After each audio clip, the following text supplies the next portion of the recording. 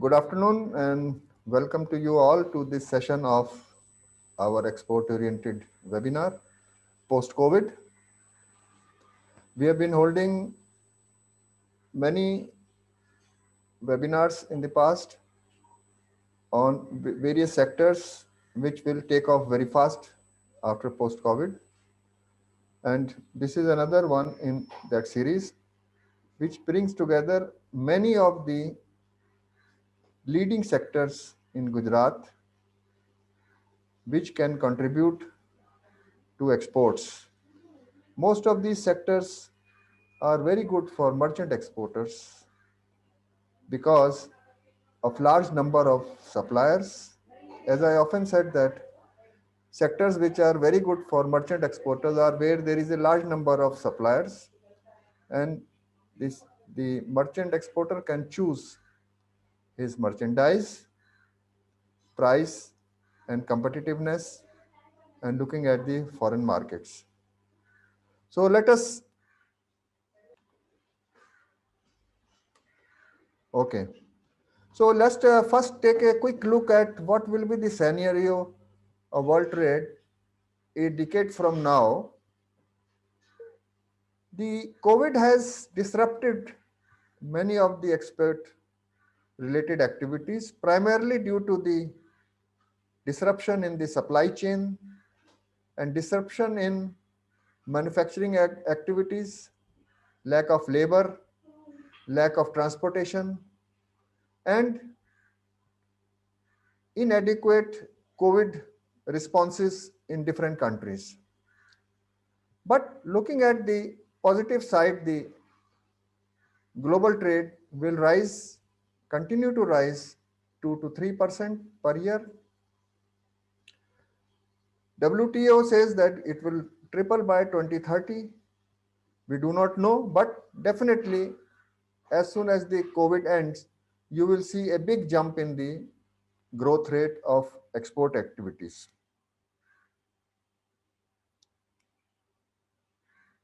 Primarily, the global trade will grow because the global economy is growing. And one of the main reason is the growth in the economy of the emerging nations, especially the Asian and the African nations. We will speak a little later on these topics. And one of the reasons for the demand in goods is due to the rising per capita income and the middle class,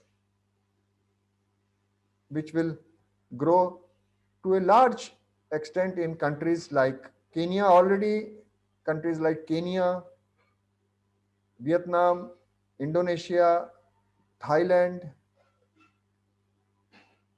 Morocco, the growth of middle class, that is those who have the discretionary income, that means buying things at their discretion or at their choice.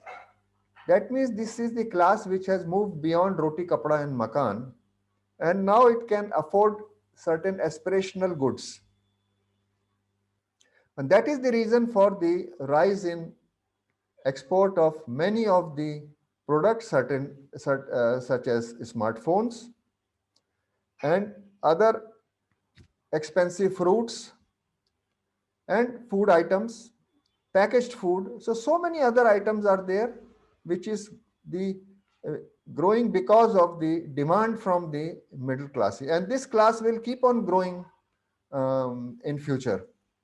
Even next door, Bangladesh, the middle class is growing very fast. And we should not ignore these countries, which even a few years ago, they were not in our radar for, as good importing countries. But because their growth is so fast, between 6 to 8% per annum, within 5 years, there emerges a class which can buy a lot of imported goods. So you have to keep a close check on the growth of various countries. E-commerce will double. It is already growing at 30% per annum. Unfortunately, Indian exporters have not been able to take any advantage of the growth of e-commerce which will overtake the normal retail, or it can equal the normal retail certainly by 2030. That is the growth of, and COVID has increased that pace. But somehow, some reasons are known, others are not known. Our exporters have not been able to take advantage of these big markets where it is easier to enter the markets than for conventional exports. The checks of customs, etc., are much, much lower, and at below certain level, there is no custom duty, but still, people have not been able to take good advantage. We have signed several free trade agreements. Again, exporters are finding it difficult to take advantage of these free trade agreements. But I suggest that much of the reason is due to the lack of awareness of the, or understanding the fine prints within the free trade agreements. So Africa, again, African Common Market, it is not 44. Now 52 countries out of 54 have signed, and it has already come into existence. But because of COVID, the common tariff, I think, will not take place before 2020. It was to take place in 2020, but now I think that it will not take place before 2022. So another 2 years, a common tariff will come, then the whole of continent becomes one market. Today also, customs union are operating just like East African Customs Union, where 5 countries have share common tariff, and for exporter, these constitute one single market. Eurasian Customs Union, we are going to sign an agreement. Advanced negotiations are going on. The biggest partner in this is Russia, and as soon as it signs, and some other changes which are going to take place in India-Russia trade, that should go up very fast. Again, our exports have not been rising very fast. We are very much near now Vietnam's exports today. Vietnam is exporting about $310 billion. We are exporting about 323. Last year it was 330. But many of the sectors are rising very, very fast. For example, smartphones rising at the rate of 40%. For many years, we had no export of smartphones. Now, suddenly it is rising at the rate of 40% per annum. Home textile is rising at 8%. Today, we have captured the 40% share of US home textile market. Then ceramic tiles, this year during COVID also, it has done very well, and it is now capturing some new markets. Inquiries are coming in from markets like Indonesia, which we were not able to export earlier. Organic products, we are doing very well. It is now at a level of $750 million. Organic chemical, this is our future. Specialty chemicals. It will be by 2030, it may become a $100 billion market, export market for us, primarily due to the exit of China from many of these sectors. Machinery also, we will see a little later. Even from Rajkot, inquiries are coming that they have to bring people, specialist skilled laborer from outside by air, because of the rising demand of machinery in Rajkot area. So things are moving up during COVID also, and we should not be very much disappointed that things are not looking up. Pharmaceutical, we have always done very well. Now it has crossed $20 billion. It is rising at the rate of 18%. This is a little old data, rising at the rate of 18% per annum. Automobile parts, this has not done so well during COVID because of the many problems in the automotive manufacturing sectors abroad. You see, auto parts is part of a very long supply chain. So unless the cars are being built, they will not source the auto parts. So this is not doing so well, but as soon as the markets improve, this will also do well. In fact, because of COVID, you will see new products into the Indian markets made in India due to our Atmanirbhar Bharat, and those products will also be available for exports. Garments is our biggest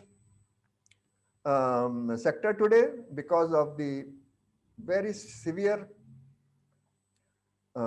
competition from low labor countries like Bangladesh and Vietnam.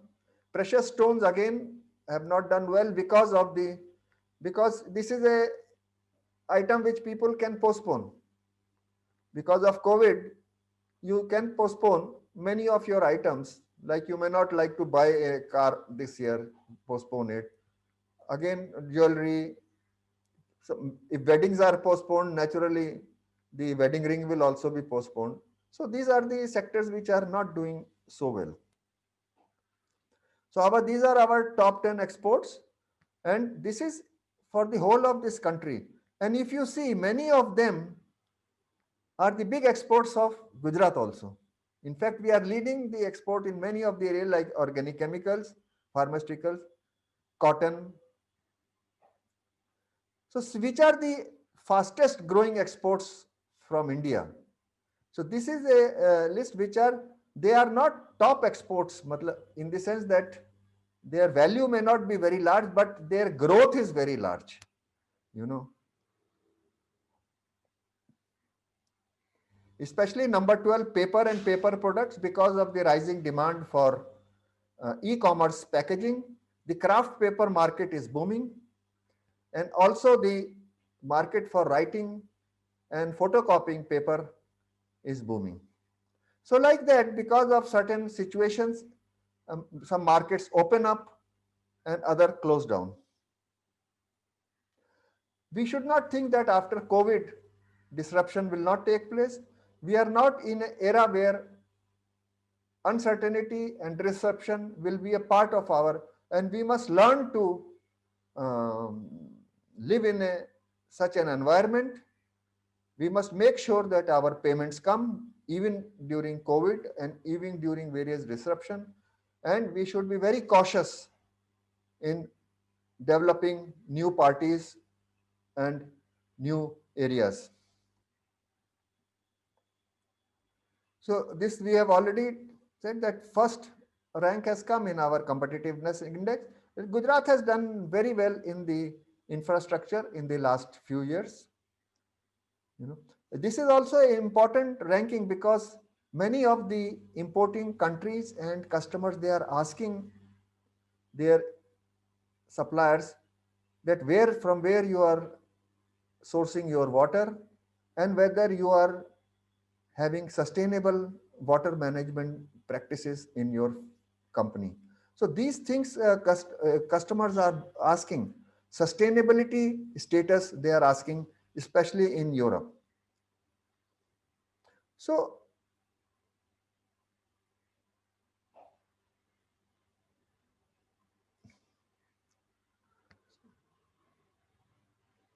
in many of the parameters, Gujarat is doing very well within the Indian economy.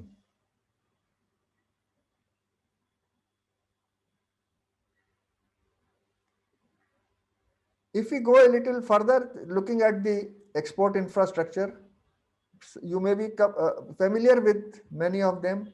Now with this Delhi, Mumbai freight corridor, almost 1/3 of it will pass through Gujarat. And along that, lot of new industrial activity is being planned, like Dholera city. And all of these activities will further increase our export. Our supply chain costs are very high, and this infrastructure will reduce the supply chain cost, increasing our global competitiveness.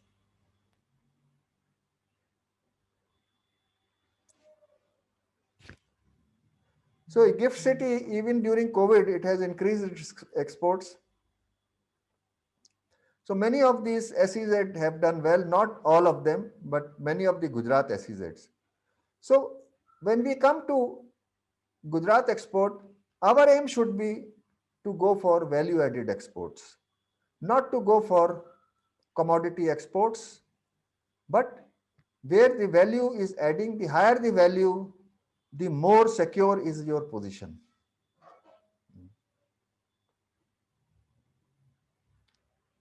This is a exporter, this is your competitor, and this is your value addition.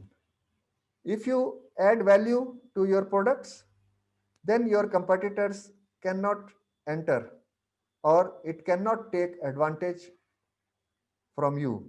Just like garment exporters, the only difference in India and Bangladesh largely is the cost of the labor. Of course, there are certain problems in the import duties also, but this is a major reason, you know. But if you change the product to frozen, so here you will have more competition.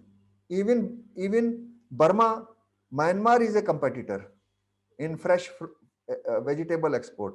But the moment you add value to frozen, many of the competitor countries drop out. If you still add more value, then you have an exclusive position or you stand in a place where you can dictate your price. Here you cannot dictate your price. Even within India, you will find many exporters, especially which are closer to the markets like Kerala. They are big, or Tamil Nadu. They are big producers of vegetables. So, but the moment you reach here, that advantage is gone. Now it is a product which is exclusively made by you. The contents cannot be duplicated. They can be imitated, but they cannot be duplicated. And there lies the secret of the profits. The more the value, the more the profits. So let us take one by one some sectors. Uh, all these sectors, the handbooks are available from AMA, and many of the sectors, the presentations which I have made over the past few months, they are also available.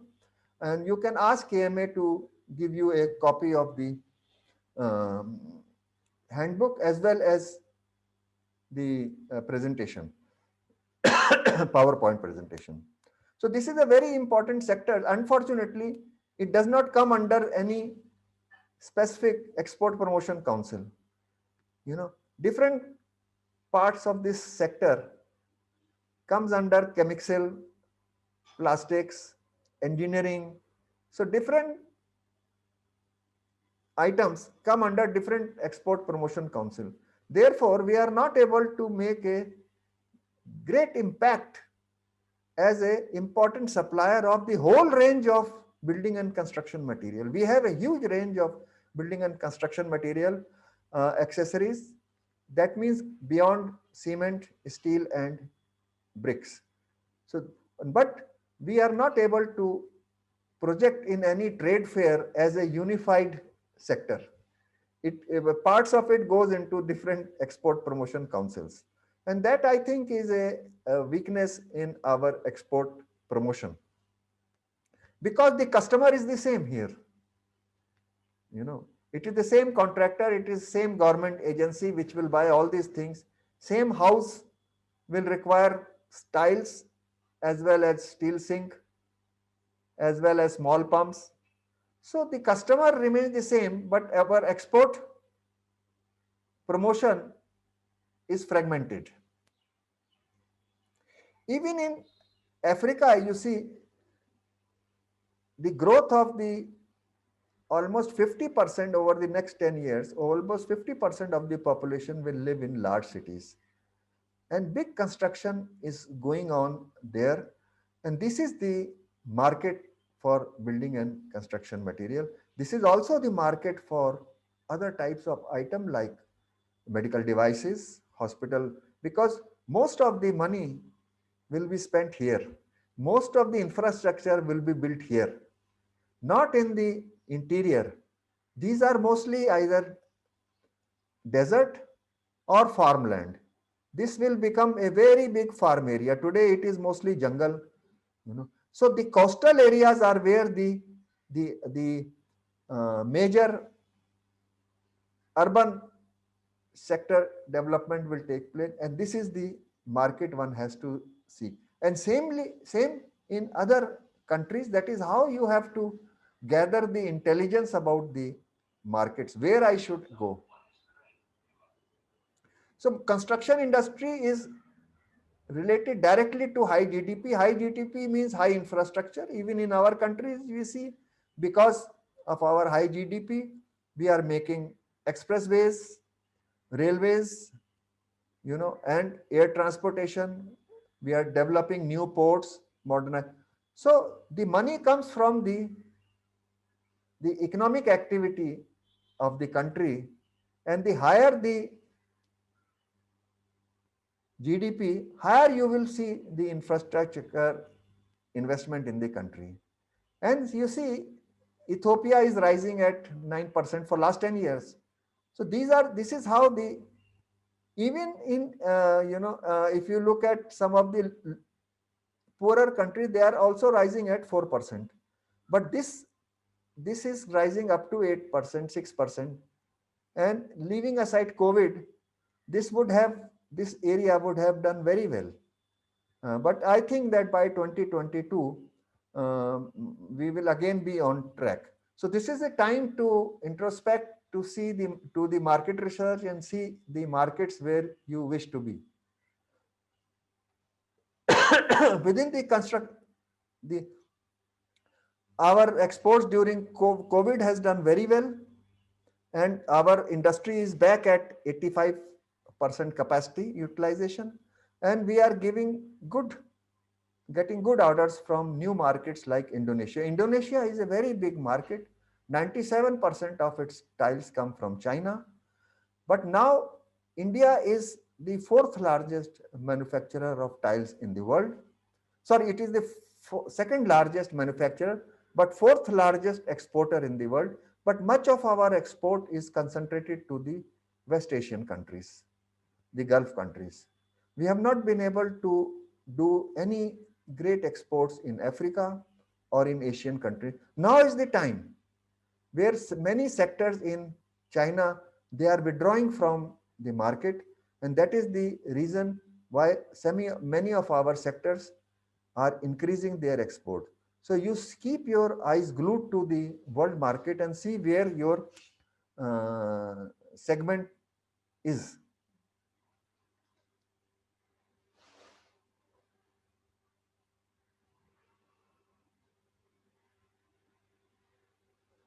So you see, our market share is only 2.5% of the total ceramics global trade. So one of the biggest exporters in the Middle East, that is Iran, is now no longer a competition, and the Iran markets are available, that is in Central Asia, in West Asia, like reconstruction of Iraq, reconstruction of Syria. These are the markets which are very much open to us.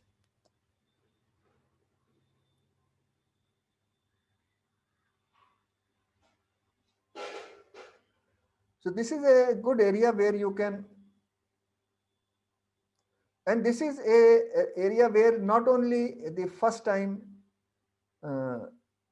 market you have to the new construction, but I think almost every 10 years the inside of the house requires retiling.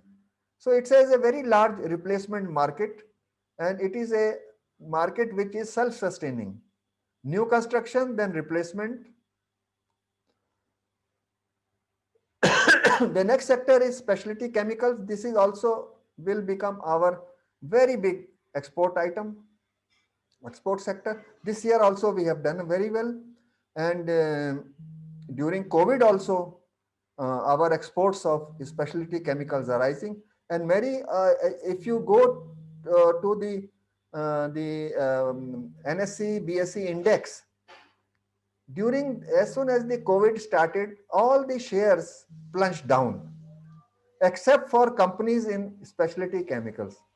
Their shares are only which are fastest growing in India. If you look at some of the major companies like Aarti or Devi's, their shares have done very well during COVID period because the markets are expanding for specialty chemicals. Main reason is that in West and in China, due to environmental reasons, the plants are closing down. Many chemicals which we were importing from China, today we are exporting to China. You know, in many of the areas like agrochemicals, we are sixth in the world. In paints and dyes, almost 15% of the world's demand is met by India. So because of the huge nature of both depth and width of the industry, it has very large future, and much of the manufacturing takes place in small and medium, like in Vapi, Ankleshwar. If you see, they are all mostly small and medium industries below 100 crore turnover. So this is an area where every manufacturer may not be interested in directly exporting. Exporting is a costly activity, and if the manufacturer is having his hands full of Indian supplies, they may neglect the export market. And that is where the role of merchant exporters come, who can take their products into the international markets.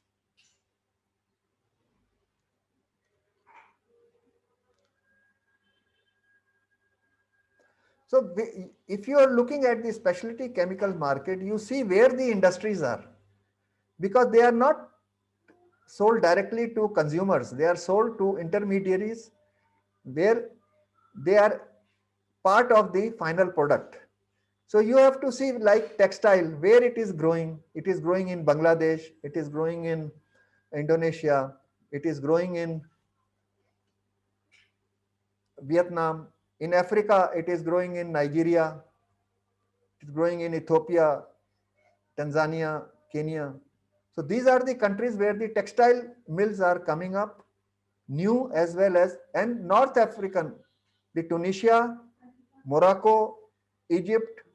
These are also countries where new textile industries are coming up. And with them, you will see a growing demand for textile chemicals. Almost 2000 chemicals are used in the textile industry at various processes. So there is a huge demand, and there is no supply of any of these chemicals except from Japan, China, and India. So even cost wise, you can, and even if you are a manufacturer, there are many chemicals which you can manufacture. You must look at the off patent scenario, which chemicals are going out of patent protection over the next 5 years, and then see whether you can manufacture them and sell them. So every year, billions of dollars worth of specialty chemicals like pharmaceutical APIs, etc. They go off patent. Agrochemicals, over the next 5 years, some $4 to $5 billion of patents will be available to anybody who wants to manufacture. It will not remain a monopoly of the original company. So those who are manufacturing, they should keep looking at the off patent scenario over the next 3 to 5 years and develop products as soon as the market is become open. Similarly, natural food products, food ingredients, colors, enzymes. India is a big supplier, and it is a growing supply for because of the our raw materials coming from natural sources. Natural dyes, for example, for sorry, sorry. Natural dyes, for example, indigo dye for jeans, natural dyes. Um, India is the biggest manufacturer. So similarly, for many types of dyes which are made from raw material derived from natural sources, we are a leading and upcoming source.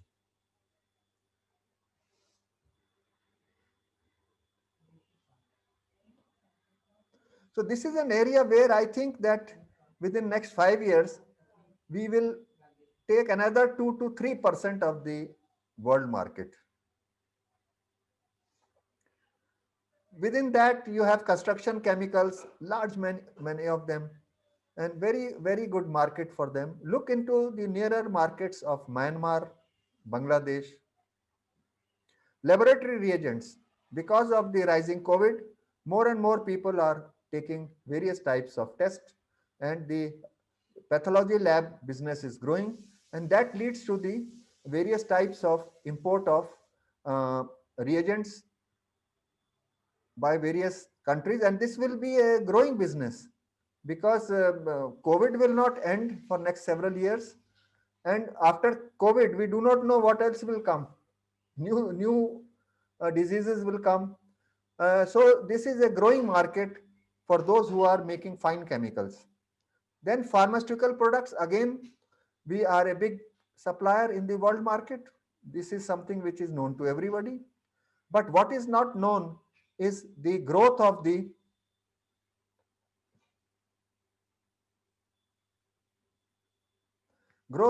API exports.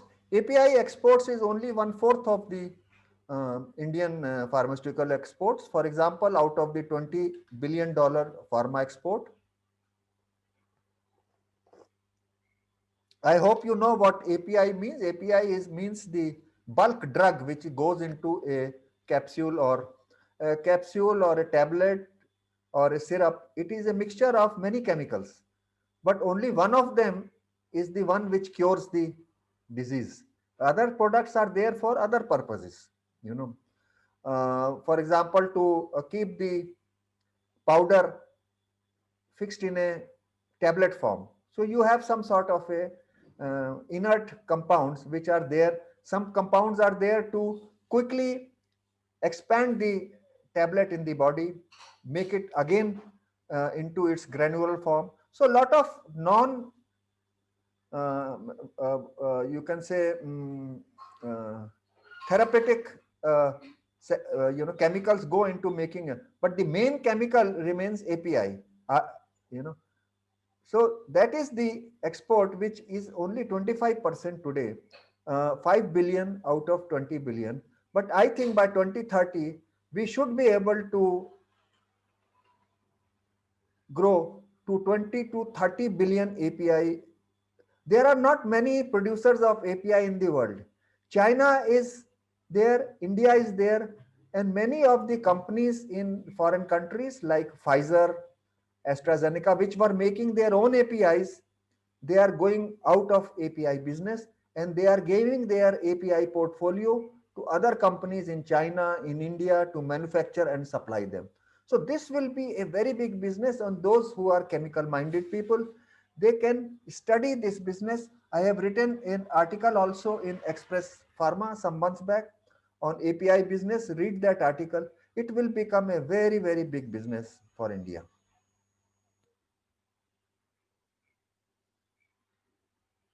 Then medical devices, already we are doing very well because of COVID. As you know, India is suddenly become the second largest exporter of protective uh, garments and masks and various other devices. So it has become a very big market because of the COVID. New hospitals are coming up, new people are buying new more material, and countries are buying for stockpiling. That means keeping in the warehouse for next outbreak. So this will be a very big market for the next 5 6 years. This is an old data, 5.2%, and some of the sectors I will show you later. The growth is much more now after COVID. So this is also a very good sector for merchant exporters because large number of suppliers are in small and scale, and they are largely concentrating on the domestic market. And now we are also entering into the high-tech field of uh, medical devices such as coronary stents.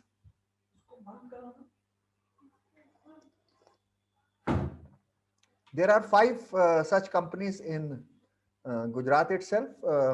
which makes coronary stents. And this will, it has taken a slow start because of the high tech nature. People are not confident, doctors are not confident that Indian device will work. But slowly and steadily, after doing clinical trials in European countries, in USA, they are now getting big orders. Medical and surgical instrument, our growth is almost 20%. It will grow very fast because of the rising number of facilities due to COVID. More hospitals are coming up, and more facilities will be kept ready for any future outbreak by all the countries in the world, depending upon their economic situation. Similarly, hospital furniture and all types of surgical rooms, home items, they are all going to be big export items.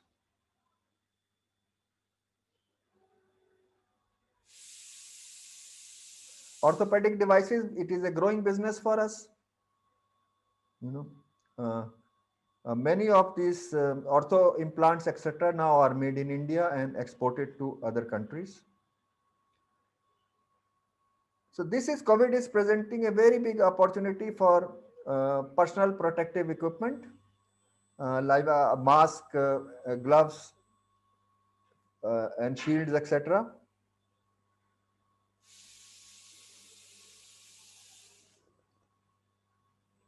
Till March, we were an importer of PPE equipment.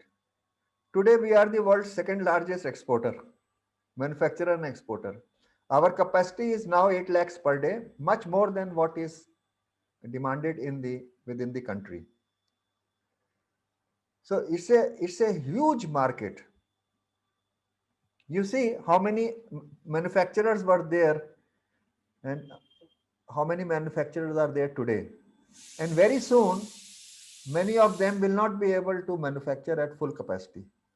So it will present a very big opportunity for you to buy, take supplies from these existing manufacturers, because the number of manufacturers, like in PPE, 111 manufacturers are there in the country. They cannot all sell in the country. They will have to export. And now all of them are not able to export. They don't have the infrastructure for export. They are just entered the because of the opportunity. So it is for you to guide them and take products from them for export.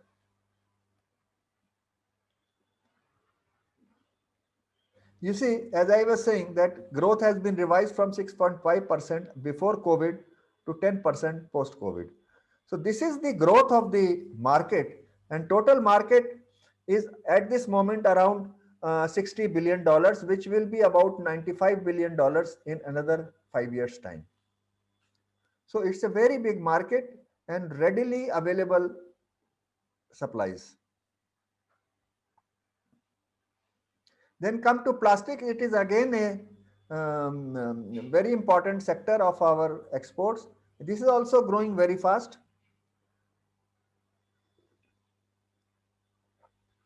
Here also a very large number of suppliers are small and medium industries. So this 60% plastic good, that is where your market lies. This 40%, that is where Reliance and other big companies export. So this is the market where all types of plastic goods are there, from construction to household to industrial to automotive. So a lot of material is there. Very strong. For example, if Africa does not have any industry, for example, for the manufacture of plastic pipes, sheets, they are now coming up. But at this moment, it will take at least 10 years before they are able to make their domestic supply from domestic sources, a large supply. So they will have to continue to import, and India is the closest source to East Africa. So it is a very large market, especially PVC piping, sheetings, and such goods. Very large market for water tanks also, but it is difficult to export from here.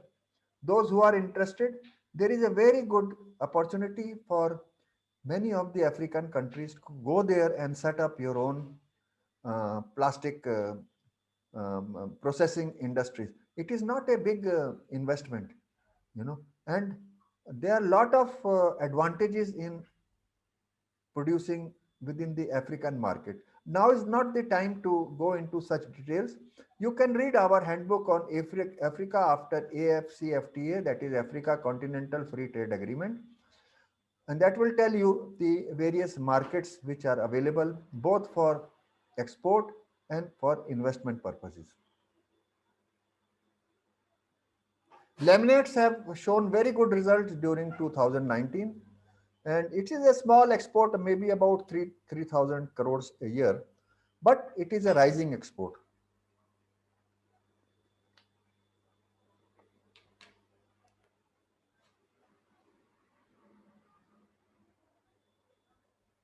Then coming to our very big export, agricultural export, as I said, it is not an export which I recommend for small exporters because too much is dependent upon uncertain situations.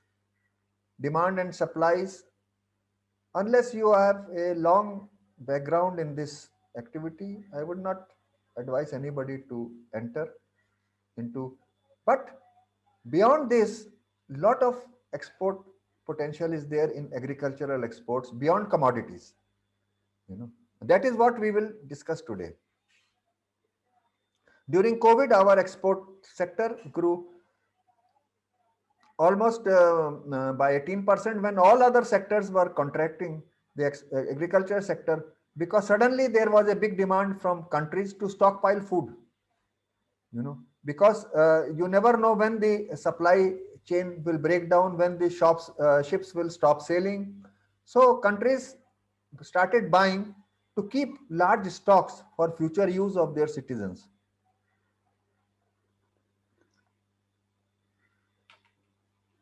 And some of the products, there has been water problems in countries like Thailand, which was a big exporter of rice.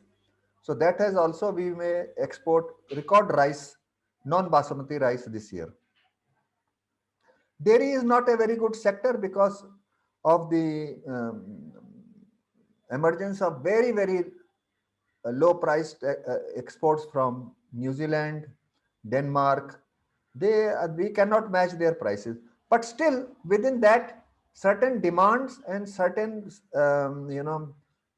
situations can arise for exports. Organic products, yes, demand is very strong. Within that, I would say that horticultural exports, we have not done very well in spite of being world's number 2 in many of the total horticultural export, that is fruits and vegetables, and number 1 in many of the sectors like ginger, okra, that is lady finger. We are the biggest in the world. Lime, for example, lemu, we are the biggest in the world, but we have no success in the export of lime juice, for example, or frozen lime juice. We have no success. Papaya, we are the biggest, and Saurashtra papaya is among the best in India, but we have made no export, very little. Not, you can say the commensurate with the size of the mangoes is the only product where we are doing well, especially the export of mango pulp. Pomegranate, banana, both very good future, but we have no market. The pomegranate juice is the fastest rising juice in the world. Its growth rate among all juices is the highest, but we have not been able to capture any of the markets for pomegranate juice. Banana, for example, we are world's largest banana, and banana is now being exported from Gujarat also. And many of the countries, they are importing now bananas in the temperature controlled reefer, and even mangoes. since last year it has started, and that has increased our market. We will see a little later. So in many areas we are number one, number two, but in exports we are nowhere.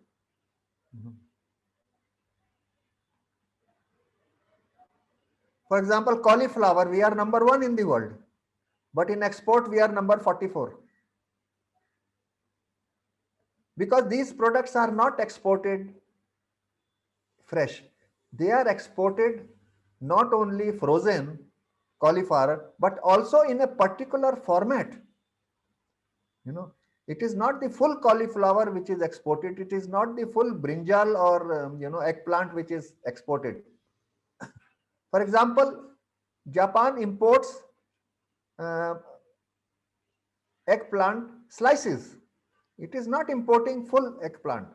So similarly, unless you are able to match the requirement of the importing country, you cannot export these products. They are not exported in their raw form, except in certain limited markets of West Asia, Singapore, etc. That is why our exports are not rising, because if you want to export fresh, you can only export to a limited geographical destinations.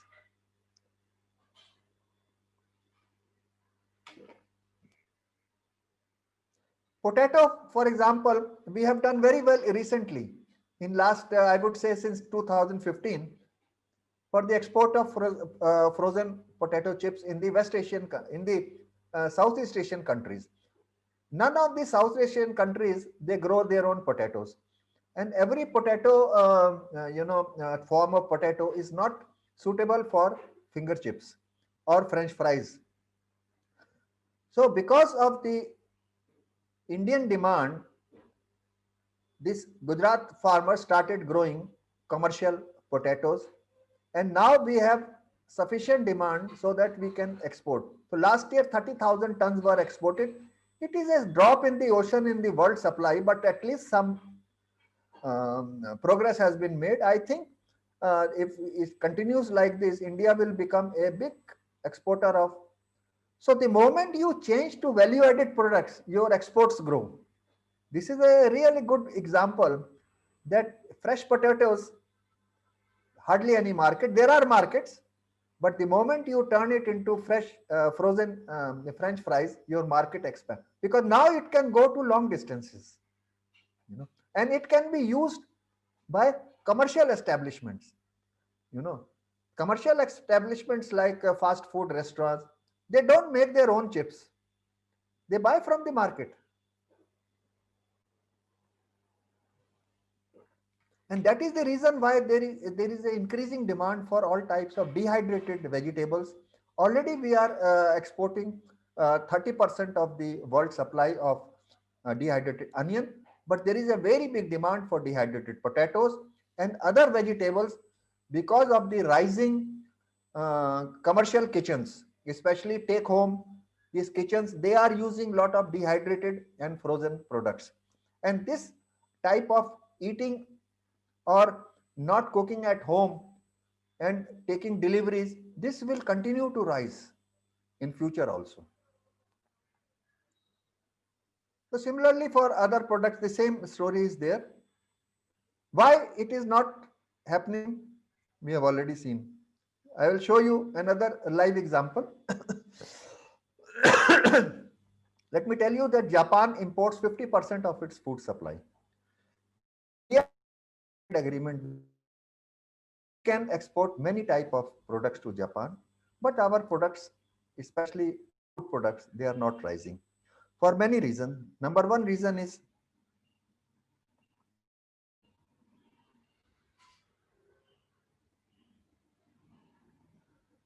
that we do not export a large quantity of frozen vegetables. I mean, Ecuador, see, this is a country which many people have not even heard of. You see, it supplies $52 million worth of frozen vegetables to Japan, while our exports are 4.7 billion, because it is exporting frozen vegetables in a shape and kind which is accepted by the customers in Japan. As I said, in Japan, eggplant, they want slices. In cauliflower, many of the exporters, they want small, almost like a powder cauliflower, which can be sprinkled on the pizza. Now, pizza, the growth of the use of cauliflower in pizza is rising because overall rise of vegetable use in developed countries after COVID. So see the link of products to various markets, how they are developing. And if we have a large frozen vegetable industry, we can be number one exporter in the world because our production of fruits and vegetables is far in excess of our domestic needs.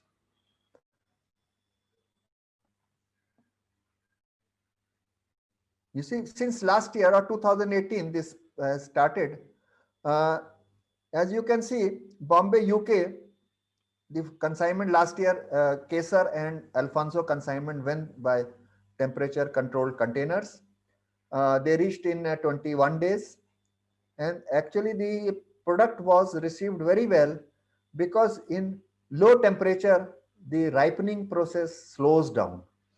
And the not only temperature, the oxygen and carbon dioxide supply within the container was also monitored and kept at a optimum level, with the result that the containers reach their markets in UK. Now this type of transportation has increased our market for agricultural products. Chill them or fresh,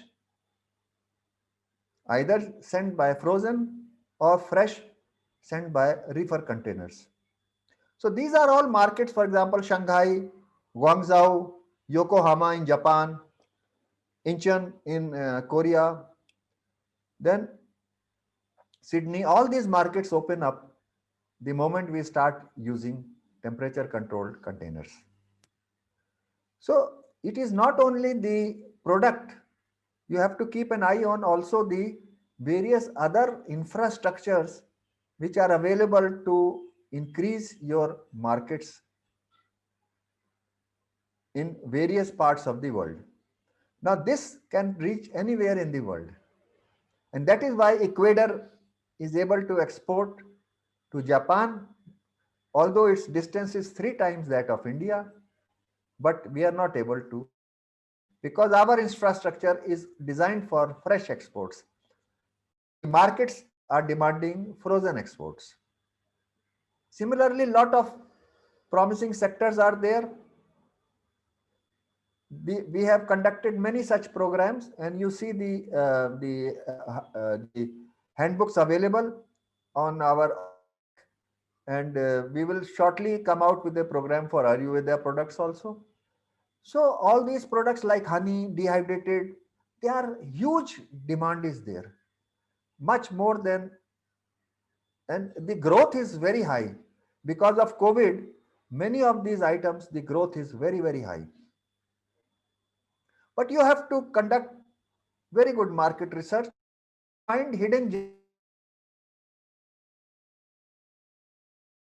find good segments and good places and good products. South Korea has the highest consumption of onion in the world. Are we exporting dehydrated onions to Korea in that quantity? It is for you to judge. I cannot say. For example, see this lentil soup. Now, because of COVID and because of rising vegetarianism and rising health concern, more and more people are going towards non-meat products. So they are introducing lot of products in the market, but we are nowhere in that market. For example, this lentil soup, what is it? If you see the ingredients, it is nothing but whole masoor dal. What we take at masoor dal is being exported as a is being sold as a soup. Similarly, our yellow dals with with you can add vegetables in dals, and they can be sold as soups in foreign country. When there is a demand, somebody will come up with a product. Whether he is an Indian or not is not material. We are losing market like this because we are not introducing these products. Now we are the biggest manufacturer of groundnuts in the world. Gujarat is the biggest manufacturer of groundnuts, but we are not able to sell salted peanuts because it's not available in quality and quantity which is there. We are only selling raw groundnuts. But the moment you start selling snack, your value addition goes up, your profitability goes up. Sorry. Similarly, this is a in winter now. If you go to Punjab, Haryana, Delhi, Western UP, you will see even on bus stands and roadsides this drink called kanji. It is made of purple carrot. Purple carrot is only grown in winter months. And this kanji, now fermented drinks are becoming very popular in European and US countries because of their health reasons. But this kanji, who is exporting? It is a Turkish company which is exporting, not an Indian company. Because unless you do market research, you will not know where the trends are showing the market. What kind of trends are showing that this is the next 2-3 years, this is where the markets are going. Do we have products or can we introduce products to take advantage of those markets? So Turkish company has started selling kanji drinks. So like that, see the growth of Yakult. What is Yakult? It is a fermented milk, with a, that's all. In Central Asian countries like Kazakhstan, etc., they are drinking that milk for hundreds of years, but they have never exported it. It is the Japanese company which came up with a exportable product. So you may have lot of products in the country. There is a demand for such products, but we are not able to reach out beyond the Indian population settled abroad. Happy selling papad and achar, but not looking at the huge market which is there beyond the Indian population. For example, it is a summer drink, very common in India. It is made of roasting green mangoes. There is a rising demand in West Asian countries.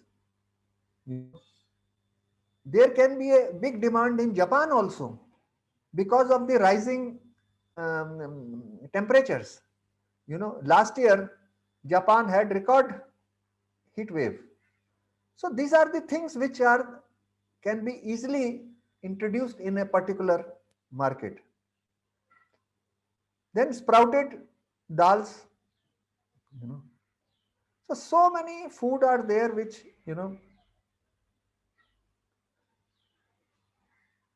see, this is a new export item from.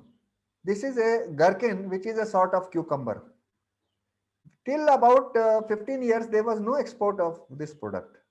Now 700 crores worth of gherkin exports are there, all in major advanced countries. And along with that came demand for carrots, baby corn, so many different types of pickles, mostly in brine or in certain types of liquids.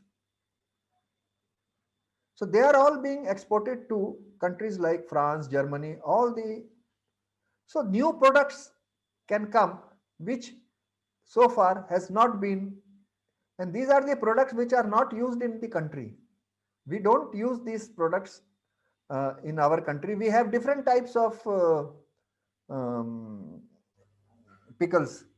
These are the pickles which we are not familiar with, but there is a growing market. Somebody found the market, decided to grow it, decided to pack it and export.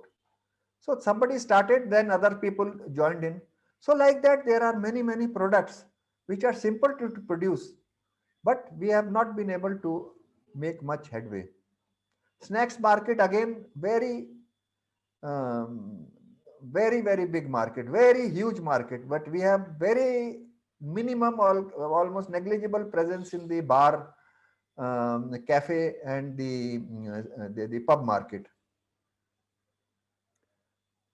What is granola bar? It is our chikki.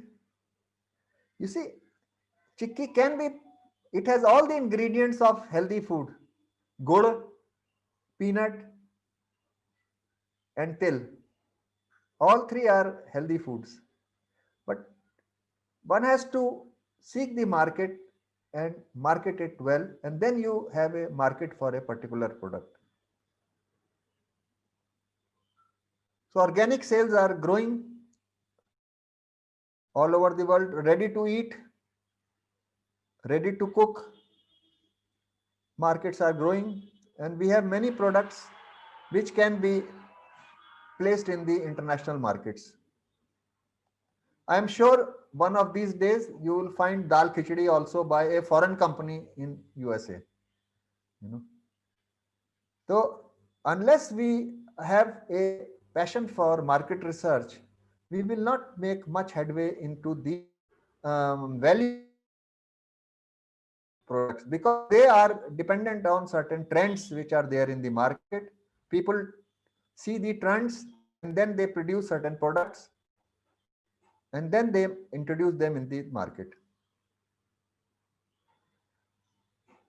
For example, this mixed juice, functional juice, this is the biggest growing market today. You see,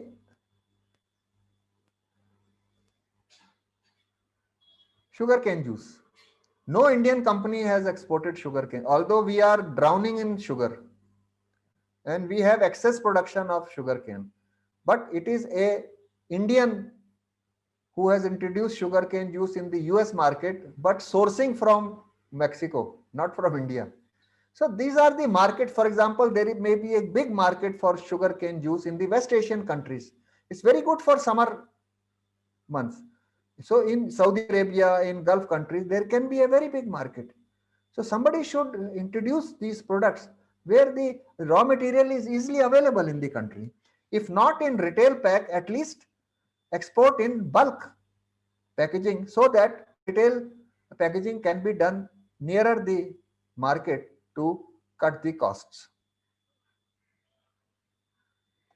Now, for example, this is a very important drink called Karela, bitter gourd, which is used in diabetes.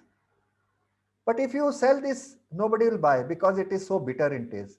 So you mix it with another juice which is easily available in the country. So it can be easily sold from health shops as a diabetes control as well as a immunity booster. Similarly, 20% of the US population affects from acidity. They eat so much junk food, 20% market. Do you have a product? Yes, we have products for acidity control, but we should have to market it into those countries.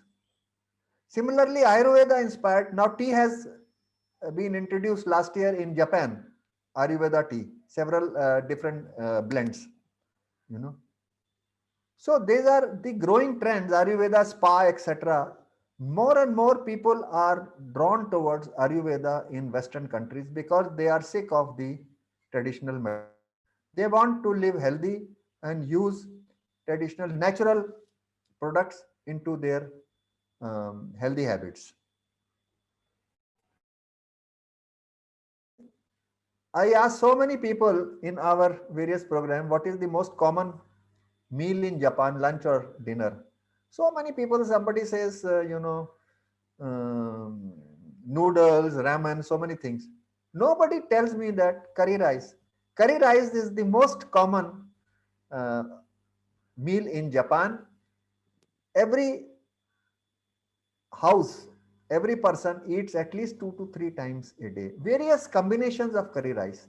I don't want to go into the history of why it was introduced in Japan, but it is a very popular dish. You see all types of curries in Japan. You see Javanese curry, you see Thai curry, but you will never see an Indian curry because nobody has thought of doing any market research and introducing this product into the market. So this is the type of things one can do. I'm sure any start this type of product development, they will find big success in the overseas market. We have 300 Japanese people living in Ahmedabad. Try out various curry.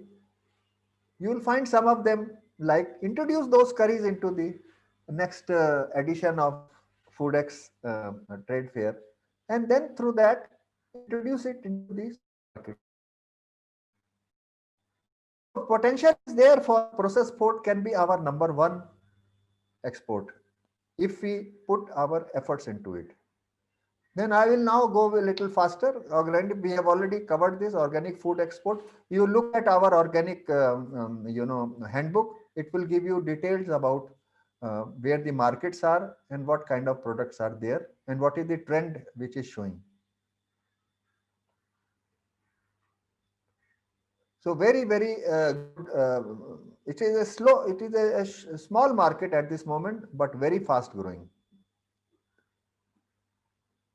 Hmm. But organic food, and also you see many of the farms now are growing organic turmeric, for example. Root vegetables were not grown in organic farms, that is uh, polyfarming, but now people are doing it. So lot of vegetables are not being grown into the poly houses, which can be exported because they are free of pesticides, so they will have no problems from acceptance by the custom authorities.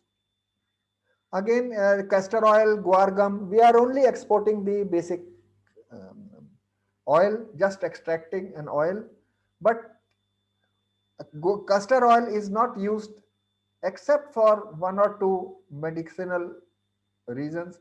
That is not used as an oil. When it goes to its foreign market, it has broken down in its chemical compounds. These compounds, when they are mixed with other chemicals, they create markets, they create products for example, hair dye. It's a very important ingredient for organic hair dye. Many people are switching out from chemical hair dyes. They want organic hair dye. It's a very good, ingredient for that. Similarly, in other cosmetics item, industrial items, lubrication, it is a very good, for example, for aerospace lubrication. So it is slowly replacing petroleum derived products because it is a biologically very you can say acceptable to the advanced countries. Almost 100 products are there, applications are there for castor oil, but we are not leaders in any one of them, although we are the world leaders in export of castor oil. So unless we take up manufacturing of castor oil derivatives,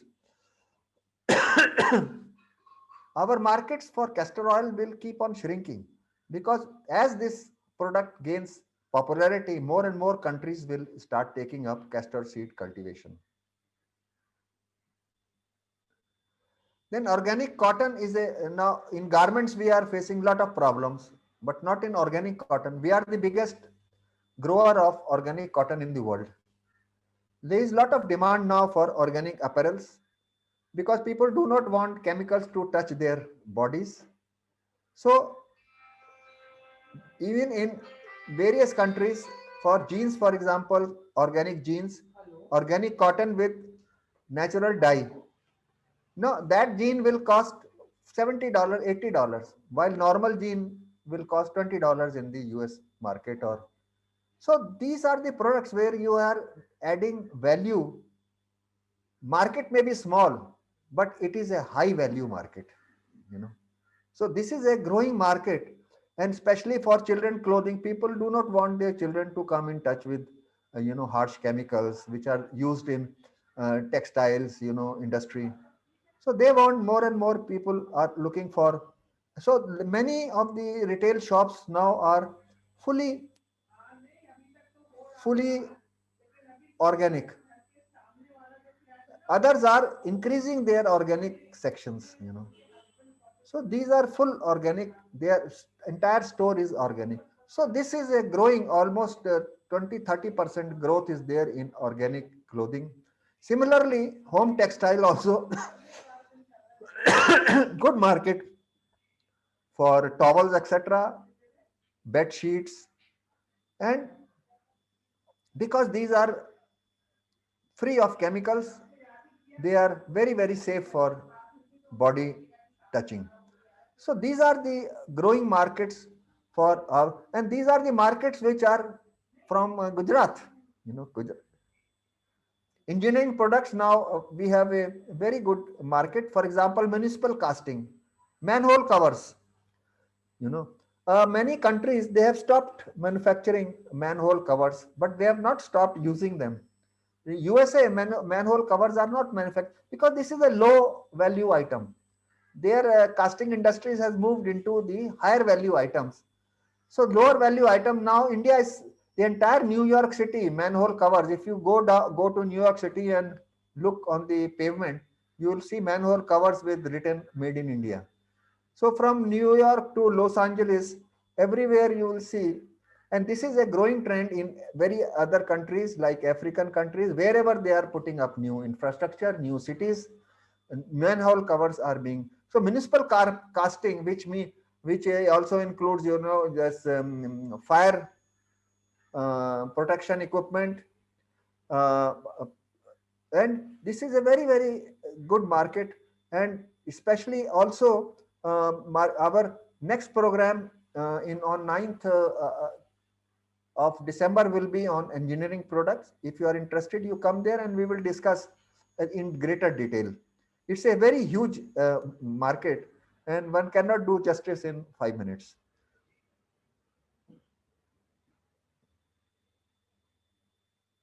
You see, this is the growing trend that companies have not able to meet. There was a time when companies were idle in March, April. Now they are not able to meet their demands because the workers are not there. So many companies they have taken workers from by air from other cities so that they can quickly restart their factories.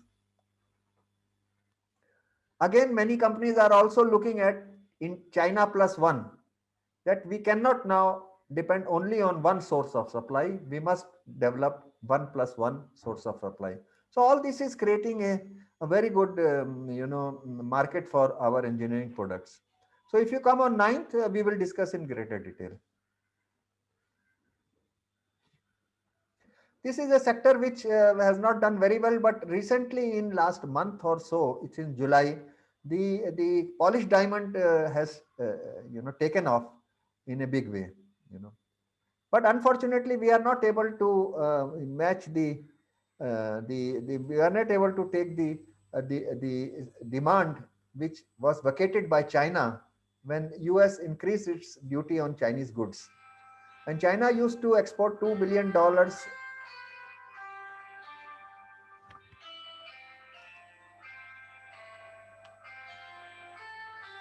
I think somebody's mobile is on. Sir, everybody is on mute only. It is only Everybody is your. mute. Then whose mobile is on? Mine is also on. Mine is on vibrate. Okay. Uh, Probably. No problem.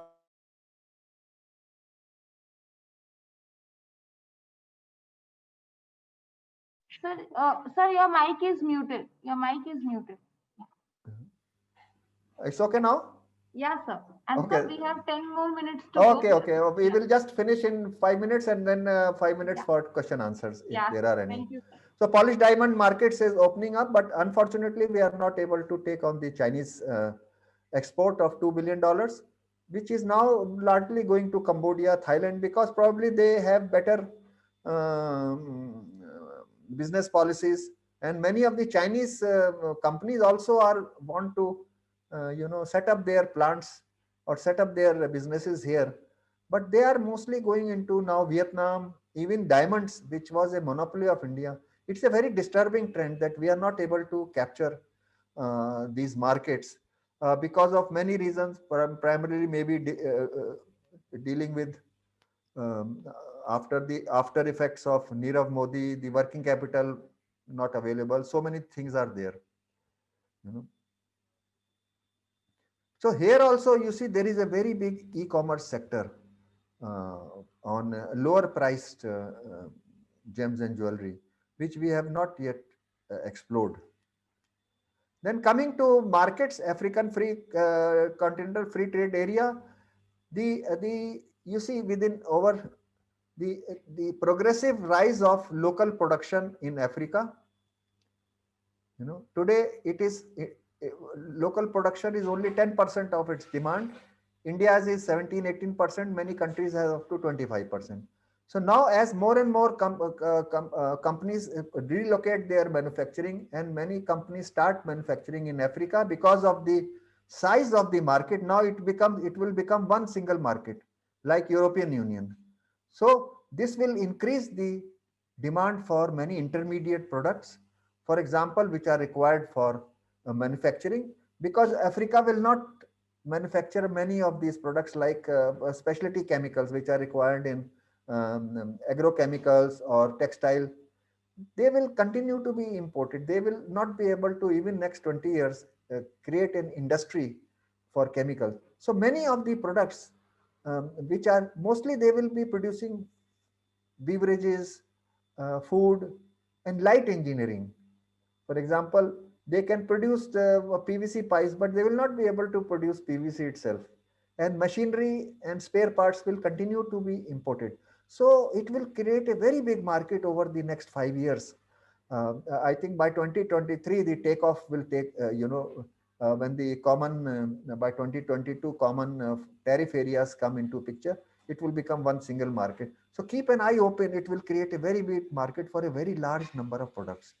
Similarly, re-export, Dubai, for example, Dubai is the biggest re-export for mobiles, auto parts, and today even stationery. Dubai has become a very good place to buy stationery by African country. So you can sell through the re-export zones, especially selling in Latin America through Panama free trade zones. Then cross-border e-commerce, as I said earlier, we have not been able to do very well. It is such a huge market, and it is an easy market to enter. There are minimum of custom formalities. There are hardly any custom requirements. In fact, import duties in up to $750 for every Chinese individual per year is free of import duty. So like that, it's a growing market. It is growing at 30%. A market in in Africa, in Philippines, in Indonesia, in Vietnam, and we have not been able to mirror the success of Amazon in USA. Today, 70,000 Indian sellers are there registered with the Amazon, and we by 2023 we will export about $5 billion worth of goods through Amazon in US and other Amazon markets. But that success we have not been able to recreate in other markets. There are some reasons, but nobody is coming forward for resolution. None of the export promotion councils so far has ever shown any interest in e-commerce, which is a market which is growing under their nose. So this is the end of the program. Let me see if there are any questions, then we will answer that. Let me see what are the questions. I want to export green cotton, green coconut. I would suggest that you please go to coconut juice or coconut water. Green coconut has a very limited market. You know, who is the first tile producer state in India? Morbi is first. It is not the second. It is the second tile complex in the world. First is in China.